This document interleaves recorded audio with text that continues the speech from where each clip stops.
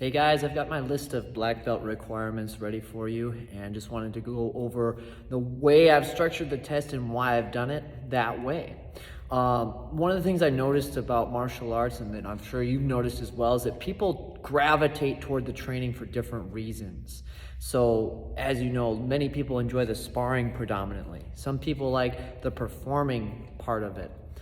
So they're real creative types and they like to do demonstrations and things like that. Some people are real academic about it. They learn all of the terminology, they learn all of the sequences that we teach, and if you left them with a room full of people, they could teach the martial arts and bring someone else up to a black belt. And sometimes those things don't always overlap perfectly. So I wanted to create a system of testing in which you can choose your own route and demonstrate your own set of skills within that route. So we've got three archetypes that are themes that you can test under. There's the scholar, there's the performer, and there's the warrior.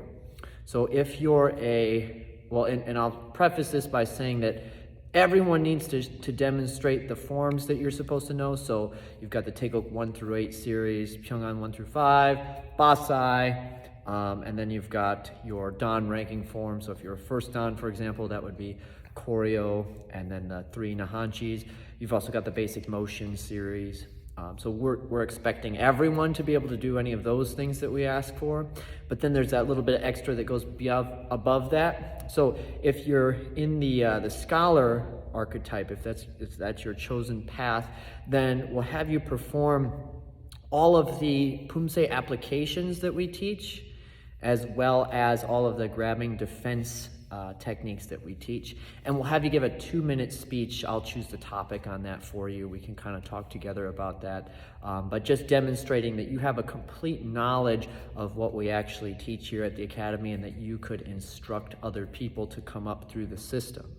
So that's the scholar. Then there's the performer. The performer's big thing is coming up with either a weapon form that they completely create on their own, or a choreographed fight sequence that they also come up with on their own, and then demonstrate some flashier breaks. I've got those outlined for you. But the big thing I want to see there is the creative quality and the idea that you're inspiring other people with your performance. Then there's the warrior. These are the types who really gravitate toward the sparring. This is going to be the more physical of the three archetypes that you'd go with. So you're demonstrating that you can endure a lot of physical training, and that you can then perform in sparring matches. So we'll have you do a lot of matches back to back with fresh opponents, for example, and demonstrate that you can intelligently defend yourself. Now, these creative areas, they shouldn't be done in a lax way. So in other words, if you choose the scholar, I expect you to know all of those things on the list. And if you're fumbling through a lot of it, then I'm not gonna promote you until the next test if you can prove that you know those things. And then likewise, if you're the performer, I expect a quality performance, not something that's thrown together on the day before the test, something that you built up over time. And if you're the one doing the sparring, if you are gassed, if you're not intelligently defending yourself, then it really needs to be something that shows consistent training to have gotten to that level, that you're not letting your physicality decline. So I do expect those things. I'm not going to be lax on them, but it should be pretty easy for you if you're altering your life to prepare for the test a little bit. And that's really what I want to see out of the black belt test. Is it doesn't have to be this killer crucible that you go to the hospital after doing, but I want it to be a sacrifice for you.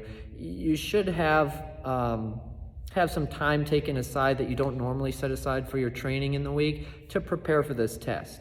So it shouldn't be thrown together on the day before, like I say. So if you're doing a performance, for example, start getting a group together right now, and you can practice during class times if you want. You can do outside of class time if you want, but you need to spearhead that initiative yourself, or if you need to sharpen up on your own forms, you need to get on that. You need to demonstrate that you're sacrificing a little bit, you're going above and beyond your normal training to prepare for your performance in the test.